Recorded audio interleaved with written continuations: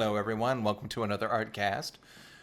This evening, we'll be taking a look at a commission of a sort of Squirrel OC that one Toon Man 1508 commissioned me a very long time ago. Toon Man has been a fan of mine for a long time. He actually sent me a letter back when I had the P.O. box, which is many, many, many moons ago. So I'm quite in debt to him, and had a lot of fun drawing this character. This character was sort of a litmus test in a lot of ways. Well, first of all, the character is basically here. I'll just show you a quick preview of the finished picture. Ah, yes, very nice. So it's kind of like a combination of, at the time, like a Tiny Toons character. There's a little bit of Mrs. Catswell, even in the initial the references that he gave me in the form of the trench coat and the sort of turtleneck sweater. And yeah, definitely some Tiny Toons. Maybe I think I may have added this. Like I said, it was a litmus test for me because the proportions are very Tiny Toon, except for maybe the legs. Definitely that sort of Babs Bunny maw. But the head to body ratio is definitely a Sonic the Hedgehog character if you look at it. So, and that was just me in the afternoon. I just got to my desk and said, I'm going to do a drawing. I'm going to finish one of these commissions, and I'm going to do this one. And it sort of got away with me. I was going to do a little bit more towards Tiny Toons. I love looking at Dan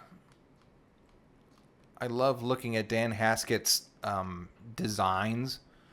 I just love the raw pencil line that he did in the Tiny Toons character models. Here, let's see if I can copy. Can I do this in here? Copy. No, I have to. How would I have to do that? I use a program called Pure Images, and I have it open right now. And I would like to bring an image from Pure Images and just like slide it over into OBS, but I can't. It doesn't look like I can. Once an image is in Pure Images, you either have to copy and paste it into some sort of picture editor, like Photoshop or Paint Tool or Eclipse Studio, or you have to export it. It's really handy in keeping all your references in order and keeping just images in one place. I mean, I've got so many pictures where it's just like, oh, right click save as, and then you save a picture and then you lose it. Hello, Andre. How's it going? I'm doing well. Oh, I forgot to tell you guys, I got stung by a scorpion this morning. Yep. I was fixing another leak. So, yeah, I was just turning some rocks. It's the first time it's happened. It stung me. I looked at it. It kind of looked back at me, and then it kind of started to shiver. It did that thing where it curled its own tail up and then kind of tried to hide. I immediately just ran into the house. I knew from my brother when he got stung, the best thing to do is just take some Benadryl. Luckily, we had some. I took a swig of that, and I put a compress on the point. It wasn't bad, actually. I was surprised. It wasn't as painful as a bee sting. So, I mean, yeah, use a bee sting as sort of the basis. But then again, the bee sting, when bees sting, they lose the stinger and the venom sac that is inside them, and then they just continue to pump that in. I'm not sure about the biology of a scorpion, but it was more or less just kind of like a little jab, like get away from me, and then the area swelled up a little bit, not the whole finger, just like a little errand bump.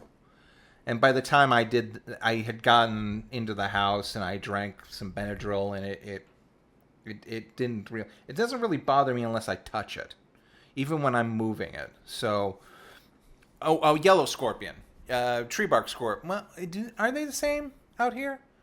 You either call them yellow scorpions. I think they're also known as tree bark scorpions. I'm not sure. Let me see. Hold on a second.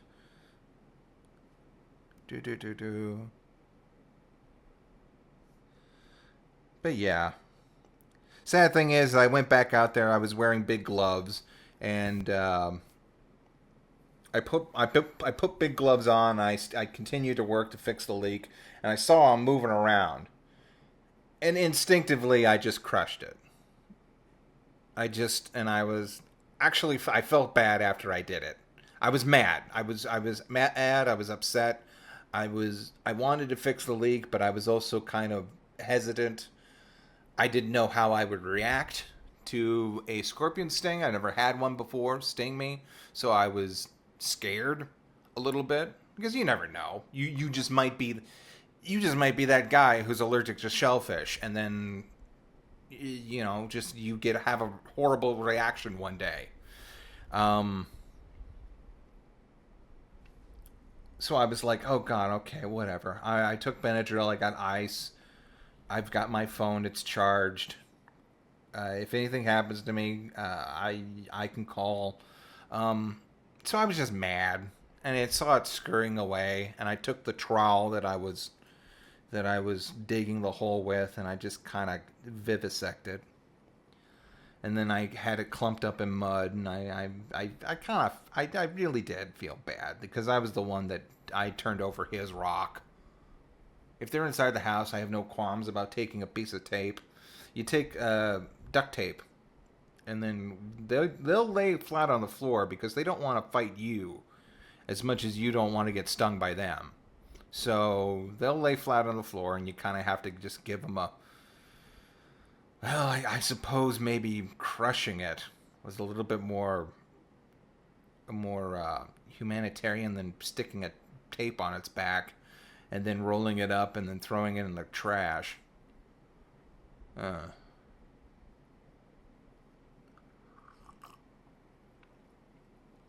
Yeah. Well, yellow bark scorpions aren't particularly poisonous, if that's what it was. They're like yellow scorpion. Let's look this up. Let's go on a journey. But getting back to this drawing, this was nice. I liked the way this turned out, especially some of the line art. It was a real like, I don't know, sometimes you just feel like it's good. The mouth is a little off center here. You can't tell because it's a sketch right now. But when I start to ink it, the mouth will be a little off kilter. I had to go and sort of move it under. I think what I did is I angled the nose a little bit with the final line art, and then because of that, I had to move the mouth up and create that muzzle. It kind of floats, and you may see that at the tail end. Let's see.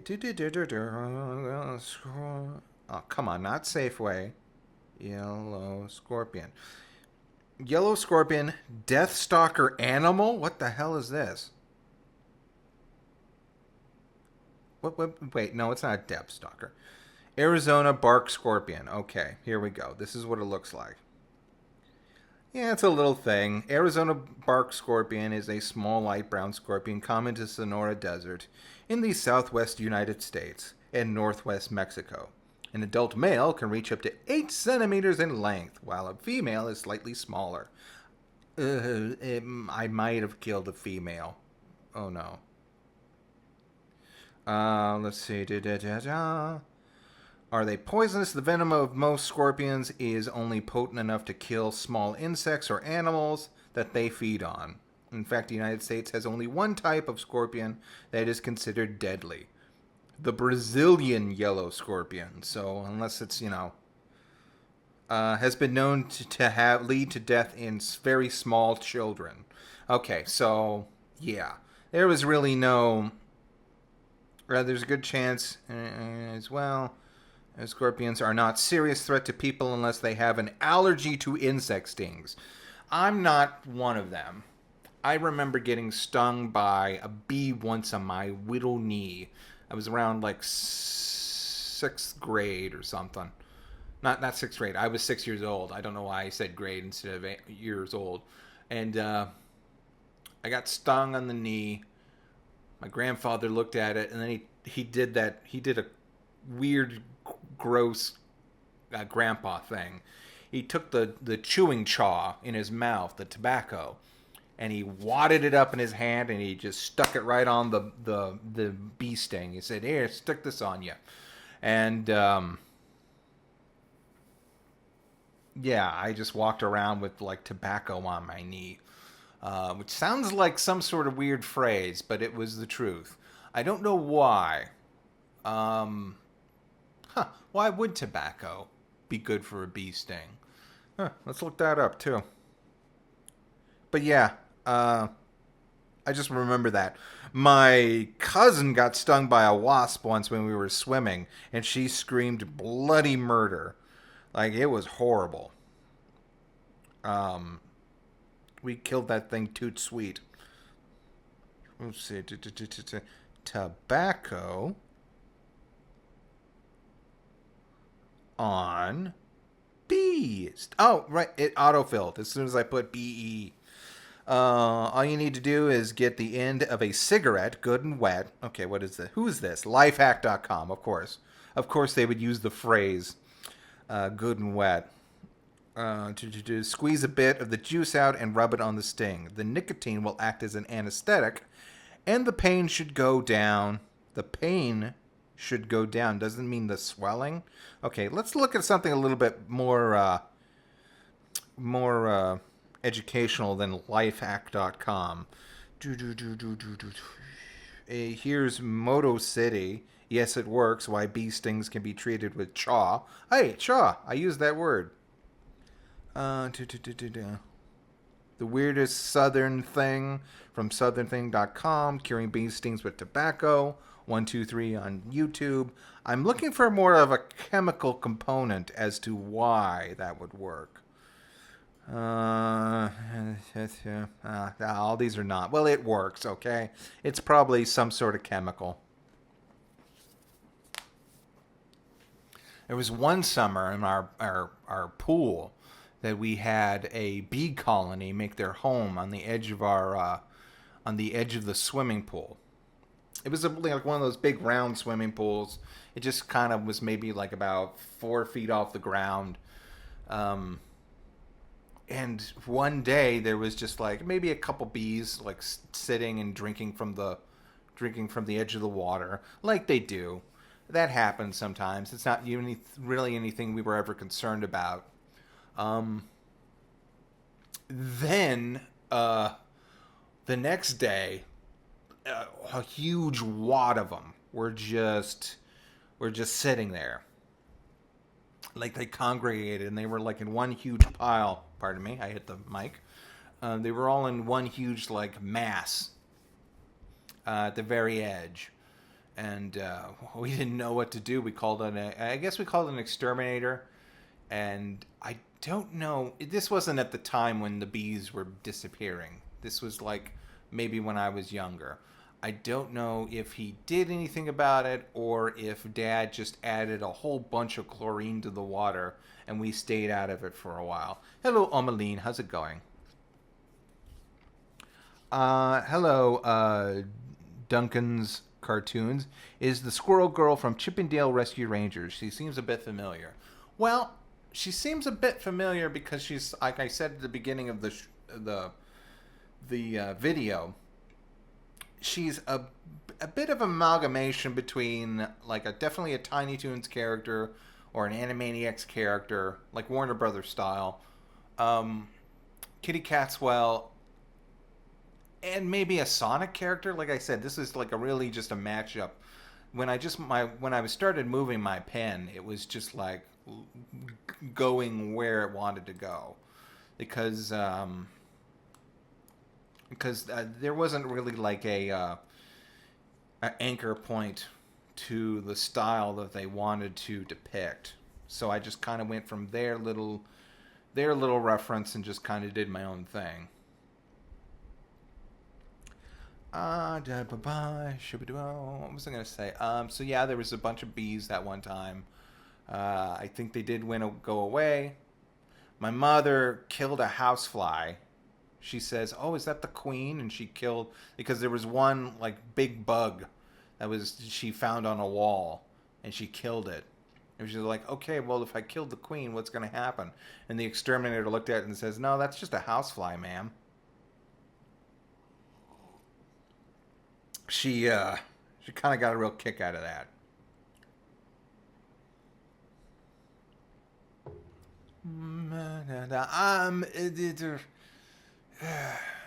That leg. I guess you know what? I could bring that down a little bit to that point. It's a little bit too pointed up. I can move it and make it straighter towards the knee. I may do that after this, just because that's still kind of bugging me. But yeah, other than that, like, I'm actually like, that butt's a little too big. I'm glad I made the decision to kind of slim it down. If she were a skunk, maybe. But yeah, I think this turned out fairly well in terms of just like a really nice final project. I don't know why she's got what is that? A floppy disk. I was trying to think of it the other day while I was drawing this. There was something called. It was like a big floppy disk. It only existed for like maybe a hot second. My teacher had a bunch of them. They were. What did you call them? I'm trying to think.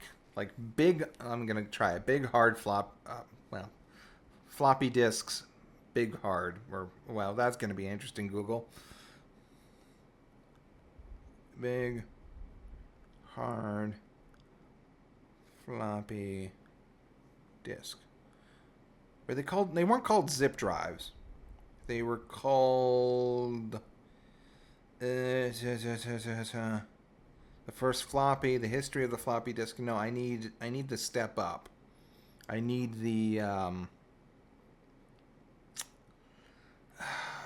No, not laser disc. Laser discs are huge. You're going to I'm trying to think of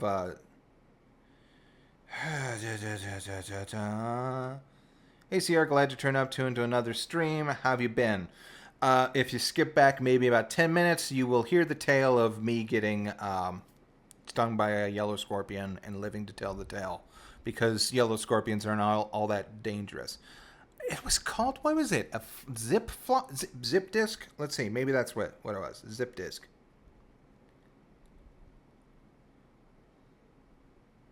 Yeah, zip disk. These were like big, hard plastic floppy disks, and you had to get your own reader for them. Holy crap! Look at that. They got one zip disk that could hold a whopping 100 MBs. Ooh, and the next one up can hold 250 MBs, and the biggest capacity is a whopping 750 megabytes. Holy crap. That was the extent of technology back then. I have my old zip drive.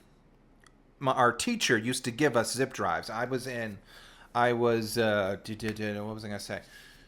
I was on the school newspaper. I was a cartoonist, and I would sometimes write movie reviews.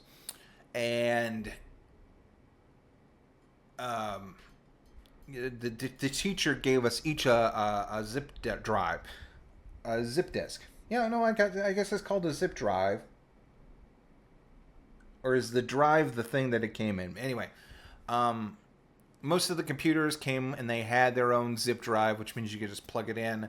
But if you had an older computer or a newer computer, you can go and buy a here, I'll show it to you guys. You can buy a separate reader for it. So I had one of these. I still have one of these because he gave it to each of us. It was like, end of the year, just take your discs and go. It's better than me reformatting them because, frankly, it doesn't look like they're going to be around any longer. Again, this was in high school. So, yeah, this was around 2000. This was before MP3s were just becoming a thing. I don't know. I think they might have had USBs at some point.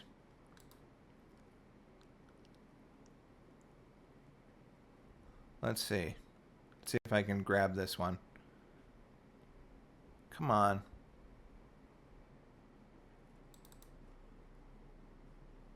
Huh. Why is the internet so slow? Maybe because I'm streaming.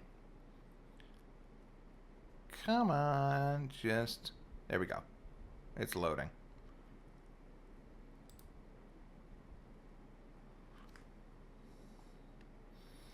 But anyway, yeah, I have this somewhere. I have an old reader that I grabbed from a... Oh god, this is abysmal. This image. Come on, man. There we go. This is good.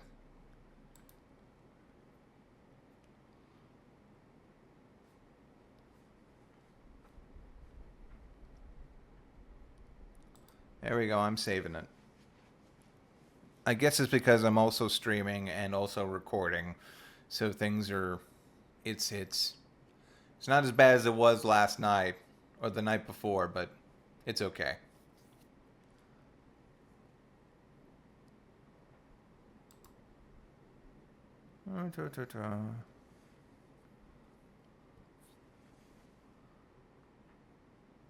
Yeah, sure.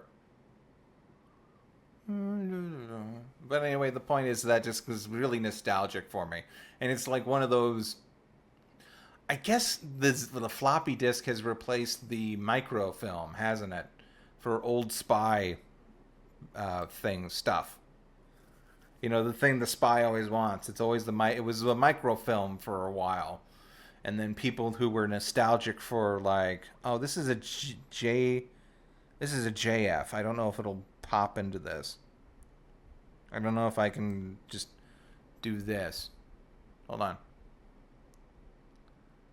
Come on.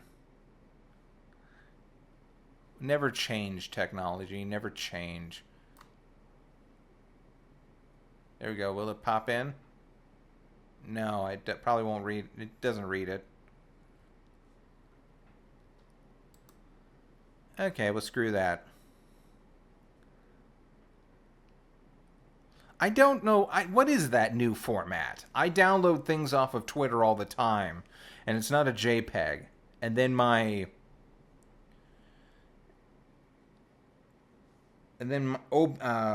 Paint Tool say I can't read it. So when I open it up, it doesn't help. LGR did a video on zip disk. Okay, that's perfect. That's perfect. He's great. Where do you get most of your ideas, and what program do you use to draw your stuff? Most of my ideas, well, a lot of my ideas right now are based on commissions. So whoever wants to pay me for whatever idea they want. Although I am going to start working on a few title cards that I need to get done. I was going to do one today, but then again, the waterline breaking kind of really threw a wrench in a lot of stuff. Yeah, I use Paint Tool Saya or Saya, whichever one you want to call it. I like it. I think I paid like $50 for the full license, which makes it a lot more manageable than a lot of other programs. Um, Eclipse Studio, I think you can buy for $25 initially, and then another 50 for the EX, and then like finally another 80 for Pro, which I did do that just because Paint Tool Saya does have some kind of really powerful animation program along with it, and the ability to look at models in multiple windows and stuff. It was just like a good investment just to get into it.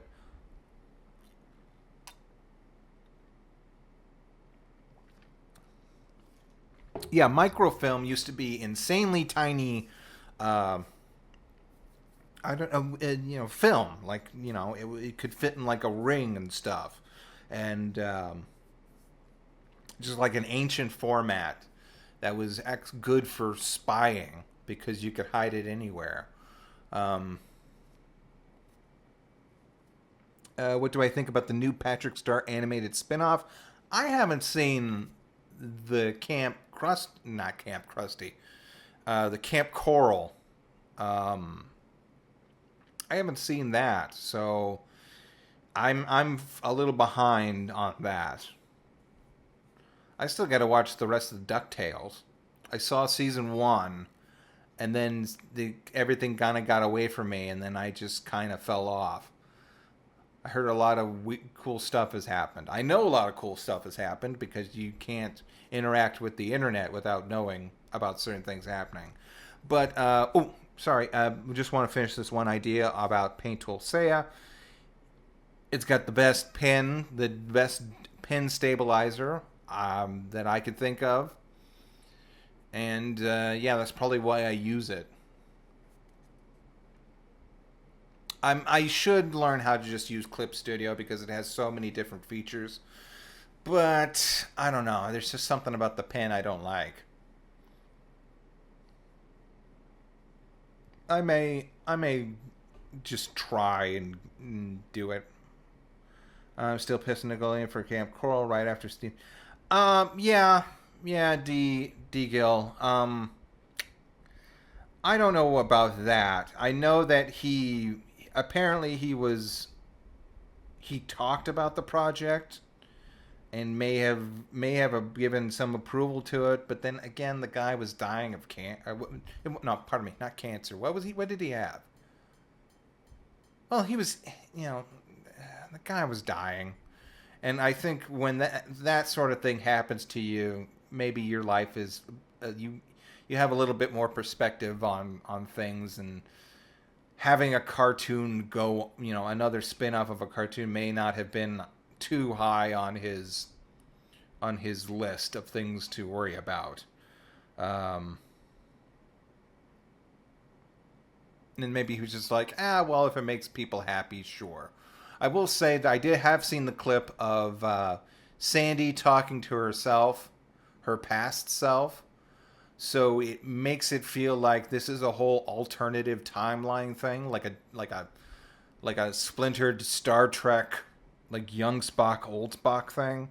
So if you want to look at it that way, sure, look at it that way. Any thoughts on the new adult Powerpuff Girl reboot? Haven't seen it. I've seen the stills. Yeah, we'll have to look. We'll have to see it when it happens. Although there was an interesting interaction with Craig McCracken when they brought up what was it? Powerpuff Girls Dream Your Style. I was looking for that. It was basically the Powerpuff Girls, and there's this weird CG. It's basically they look like they're in a Dreamcast video game, and they move like it too. And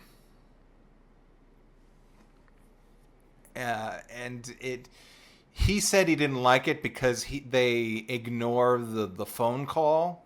They ignore like the mayor's phone call. And he says, I don't know. I didn't like that. And I don't think he had any input on it either. I think they just took it and they made sort of I think it was supposed to be a brand. Like, what was it? Was it Dream in Your Style? I wanted to talk about it in the Bellum video, or at least show it off, because I know Bellum shows up. It's not horribly important to the Bellum video, other than the fact that it's got the girls acting really characteristically un-Powerpuff Girly, just for the sake of, fashion, and very, stereotypical, sort of very stereotypical girl stuff, which is totally not what the Powerpuff Girls were all about. At least not to the point of ignoring their sort of their own mandate to defend the city of Townsville. Have I seen Kid Cosmic? Yes, I have seen Kid Cosmic. I am currently working on doing a side-eye review of it, where I have some thoughts about that. I have all my notes. I just need to maybe process the footage and record it. And there's also going to be another side-eye review dropping pretty soon. But anyway, this turned out really good. I was very happy with the way this one turned out, especially since it was just a really impromptu sort of thing that I just did. Okay, well, that seems to be about it. I will see you all later, and see you for the next ArtCast. Thank you for joining me.